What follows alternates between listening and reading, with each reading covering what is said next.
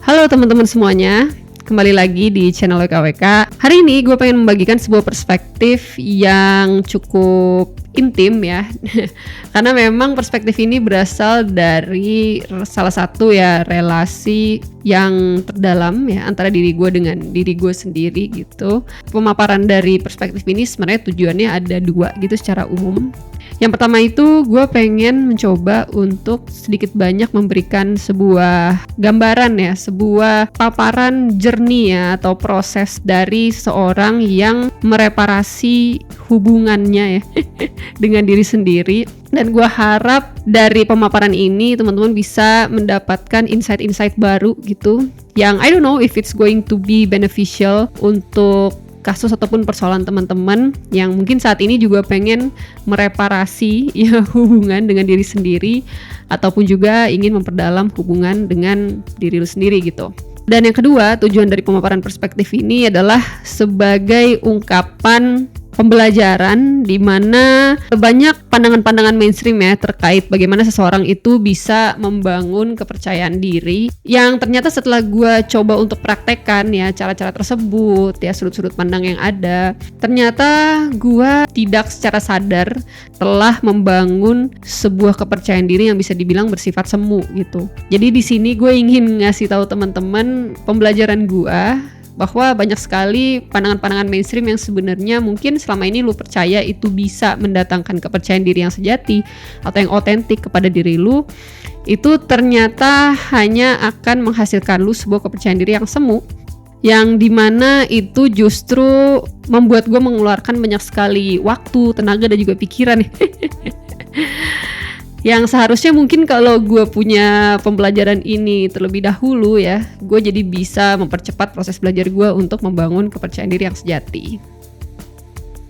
Nah, jadi ada banyak bagian dari pemaparan konten ini yang gue juga nggak tahu ya nanti di proses editing apakah akan gue jadikan satu di dalam satu video gitu pemaparannya, karena memang cukup panjang dan gue pikir perlu untuk gue sampaikan sepenuhnya biar teman-teman itu bisa mengerti keseluruhan rangkaian prosesnya itu seperti apa. Jadi teman-teman juga bisa punya ekspektasi yang sama ya, ataupun punya pembelajaran-pembelajaran yang lebih lengkap ketika nantinya teman-teman akan menjalankan proses itu di dalam kehidupan teman-teman begitu ya. Jadi intinya gue nggak tahu apakah ini akan ada di dalam satu video ya, tapi kalau ternyata nanti gue pecah-pecah, silakan teman-teman cari aja ya playlistnya gitu terkait si kalibrasi hati dan pikiran untuk bisa memahami seluruh pemaparan perspektif gue di video kali ini.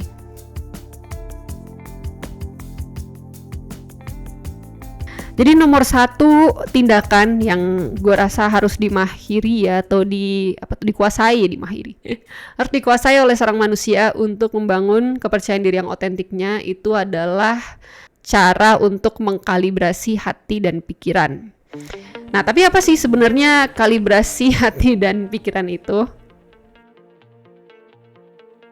Nah, makanya untuk bisa memahami maksud dari kalibrasi hati dan pikiran yang gue sampaikan ya di video kali ini, ada baiknya silakan lu tonton keseluruhan informasi yang gue sampaikan di tema topik kali ini secara utuh.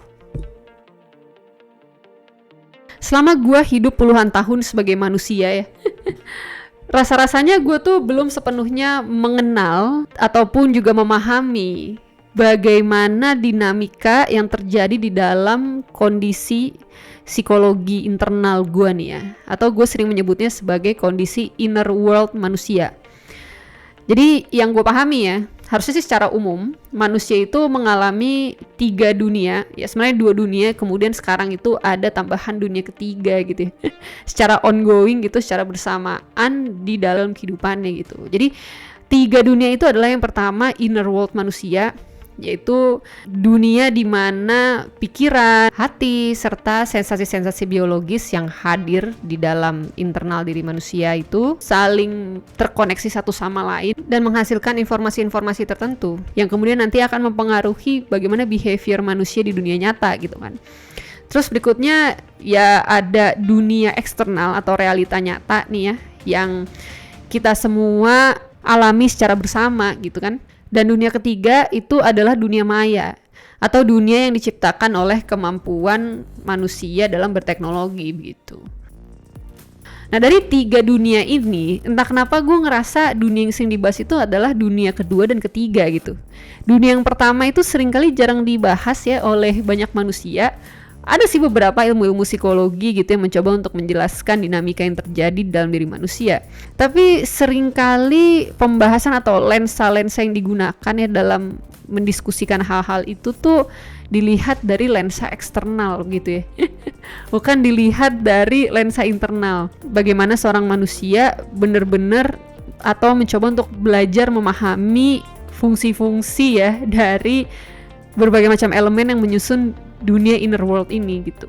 Kayak kalau berbicara tentang dunia maya misalnya gitu ya, teknologi kita tuh udah sangat canggih ya, kita bisa menciptakan berbagai macam istilah-istilah atau label-label baru gitu dalam menjelaskan bagaimana dunia maya ini dikonstruksi, bagaimana dunia maya ini bisa berfungsi, dan bagaimana tanggung jawab yang harus diambil untuk membuat dunia ini bisa berjalan secara harmonis ya, berjalan ya secara progresif gitu. Begitu pula juga dengan dunia nyata. Banyak ya ilmu pengetahuan yang berusaha menjelaskan gitu tentang dunia realita kita ya, alam semesta gitu. Entah terserah mau membahas apa aja nih, konstruksi sosial misalnya, atau membahas tentang ilmu-ilmu natural begitu. Jadi banyak gitu perspektif-perspektif yang menceritakan itu.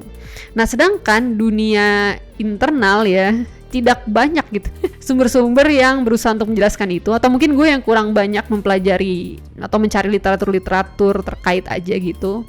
Ya ada beberapa literatur-literatur spiritual, tapi biasa literatur itu juga apa ya, bisa dibilang penuh dengan makna-makna simbolik gitu sehingga untuk menerjemahkannya secara real atau istilahnya menggunakan literatur itu sebagai acuan konkret untuk memahami inner world tuh kadang-kadang rada susah ya. Makanya di sini gue ingin berusaha untuk menjelaskan perjalanan gue dalam memahami inner world ini secara lebih konkret, mentah, dan juga blak-blakan. Karena gue rasa ketidakmampuan manusia untuk memahami inner world inilah yang seringkali menjadi pemicu-pemicu persoalan-persoalan yang terjadi di dunia kedua dan juga bisa merembet ke dunia ketiga gitu.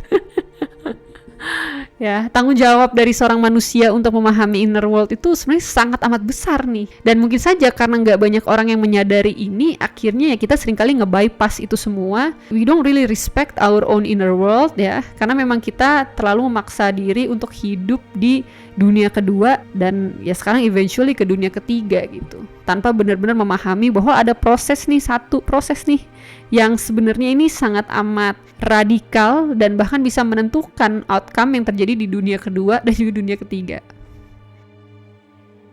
Nah, kalau di kasus gue sendiri, gue tuh termasuk orang yang hidup lebih banyak di dunia kedua ya. Ya dunia ketiga itu kan karena gue adalah seorang milenial ya, jadi di tahun 2000-an lah, 1999 gitu ya, menuju tahun 2000 itu baru pertama kali merasakan ya membangun identitas di dunia ketiga gitu, di dunia maya. Tapi most of the time gue tuh lebih sering menjadikan dunia kedua sebagai cerminan standar yang harus gue penuhi untuk bisa hidup. Jadi gue nggak pernah bener-bener sadar bahwa inner world ya itu juga punya tanggung jawab tersendiri ya yang harus gue emban sebagai seorang manusia. Jadi gue tuh selalu memaksa diri gue untuk bisa beradaptasi ya berdasarkan tuntutan-tuntutan yang harus gue penuhi di kehidupan di dunia kedua. Cuma sayangnya cara gue beradaptasi ini ya dengan terus memaksa diri itu justru melukai ya dan juga merendahkan inner world gue secara mendasar begitu, sehingga akhirnya gue menjadi manusia yang sangat amat tidak percaya diri nih. Dan ini jujur aja ya sesuatu yang sangat sulit untuk gue ceritakan ke orang lain, karena setiap kali gue cerita ke banyak manusia rata-rata tuh orang-orang sekitar tuh tidak relate gitu. Karena harus gue akui ya, ini gue gak sombong sedikit gitu.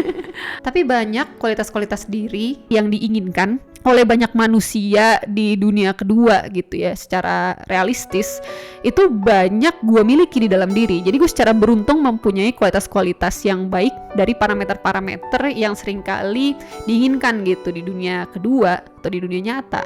Tapi entah kenapa walaupun gue memiliki ya kualitas-kualitas baik ini, gue justru tetap tidak bisa nih merasa percaya diri gitu kan. Ini tuh rasanya kayak lu lagi nangis di taman bunga gitu. Dan ketika lu berbicara tentang mengalami ini ke orang lain, banyak yang ngerasa ya lu aja nggak bersyukur gitu. Gue yang istilahnya tuh terlalu lemah. Ya pokoknya gimana caranya gue harus justru melawan ya berbagai macam dorongan-dorongan ketidakpercayaan diri di dalam diri gue sendiri gitu. Jadi ujung-ujungnya ya mekanisme yang gue ciptakan untuk membangun relasi dengan diri sendiri itu adalah dengan melawan diri gue sendiri gitu. Ini kan cukup cukup aneh gitu sebenarnya ya. Dan karena mekanisme yang gue punya itu cuman melawan diri sendiri ya untuk hidup, akhirnya ada banyak juga perilaku-perilaku yang setelah gue amati ya, perilaku-perilaku ini sangat menghambat diri gue untuk bertumbuh gitu. Jadi perilaku yang pertama itu adalah gue jadi manusia yang sangat amat pasif ya dalam menjalani hidup. Nah pasif di sini itu bukan berarti gue nggak ngapa-ngapain dalam hidup, tapi secara internal gue tuh sangat amat takut ya untuk berhadapan dengan resiko.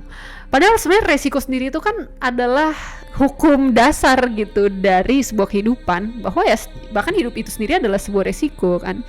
Dan memang bagi manusia ketika ia ingin bertumbuh secara mental, secara spiritual, bahkan secara fisik juga ya, you need to take risk gitu kan. Dan banyak hal-hal luar biasa yang ingin dicapai dalam hidup ya itu harus dibayar harganya kan dengan resiko-resiko yang sepadan gitu kan. Nah karena gue menjadi orang yang sangat takut dengan resiko ya, gue juga sangat amat tidak ingin mengambil tanggung jawab gitu dalam menjalani perjalanan hidup. Alhasil ketika gue dipaksa oleh realita ya di dunia kedua nih, gue dipaksa untuk berhadapan dengan suatu resiko, gue malah mudah menjadi pribadi yang masuk ke dalam mentalitas korban ya, atau victim mentality gitu. Gue blaming orang-orang gitu terhadap segala macam tindakan yang gue ambil gitu kan in the first place padahal ya. Nah ini kan menunjukkan bahwa gue sebenarnya sangat tidak berdaya tuh dengan pengambilan keputusan yang gue buat sendiri. Makanya gue juga jadi menjadi pribadi yang sulit nih untuk melakukan sesuatu secara tulus. Ini nih sesuatu yang mungkin buat banyak orang tuh mudah untuk dilakukan, tapi jujur gue tuh sampai bertanya ke orang-orang terdekat gue, gimana sih caranya menjadi tulus? Gue tuh sampai kayak begitu. Saking gue tuh udah lupa ya, mungkin waktu kecil gue pernah ya melakukan sesuatu secara tulus gitu, tapi growing up tuh gue jadi lupa. Pokoknya semua hal itu selalu gue hitung ya. Selalu gue amati konsekuensi, resikonya gitu, lihat ekspektasinya apa. Pokoknya gue lupa lah gimana caranya hidup dengan tulus. Nah berikutnya, karena gue sulit untuk merasa tulus, akhirnya pelan-pelan gue tuh juga bertumbuh menjadi pribadi yang sangat amat manipulatif ya. Karena sekarang gue dihadapkan pada sebuah challenge untuk bisa memperoleh apa yang gue inginkan tanpa harus membayar harganya. Karena kan gue takut dengan resikonya ya, gue juga bersifat pasif aja gitu. Gue nggak pengen secara aktif ya memperoleh hal-hal yang gue inginkan. Jadi mau nggak mau gue harus quote unquote ya memanfaatkan manusia-manusia lain gitu untuk bisa memperoleh hal-hal yang gue inginkan tadi gitu tanpa harus menjalankan konsekuensinya. Cuma ada satu hal yang menurut gue ini yang paling penting, yang juga membuat gue menyadari bahwa ada hal yang secara mendalam itu salah dari bagaimana gue memahami diri sendiri. Itu adalah ketika perilaku-perilaku yang udah gue sebutkan tadi itu benar-benar menghambat gue untuk mengambil keputusan-keputusan yang penting di dalam hidup. Padahal kan semakin bertambahnya umur seorang manusia, semakin kita dihadapkan dengan berbagai macam peristiwa-peristiwa yang kompleks ya, yang membutuhkan kedalaman-kedalaman berpikir gitu, kebijaksanaan, bahkan ya keberanian gitu untuk mengambil keputusan-keputusan besar. Dan ternyata gue gagal dan gue sangat takut gitu untuk mengambil hal-hal itu di dalam hidup gue. Alhasil gue jadi manusia yang sangat bisa dibilang cukup stuck gitu di dalam kehidupan gue sendiri. Dan ternyata setelah gue telusuri secara mendalam, ya memang pola-pola perilaku ini tuh muncul dari keyakinan dasar gue bahwa gue adalah manusia yang tidak percaya diri. And I really felt it in my heart ya. Gue gak bisa menipu hati gue ya. Terkadang gue bisa aja gitu memberikan afirmasi-afirmasi quote unquote palsu gitu ya, untuk membangkitkan motivasi sementara motivasi semu gitu di dalam diri, bahwa gue harus percaya diri, gue bisa melewati ini semua. Tapi semua kata-kata itu ternyata tidak cukup mampu untuk mengubah kondisi hati gue nih. Disitulah gue mulai sadar bahwa gue harus mengubah betul cara pandang gue dan cara gue memperlakukan inner world gue sendiri.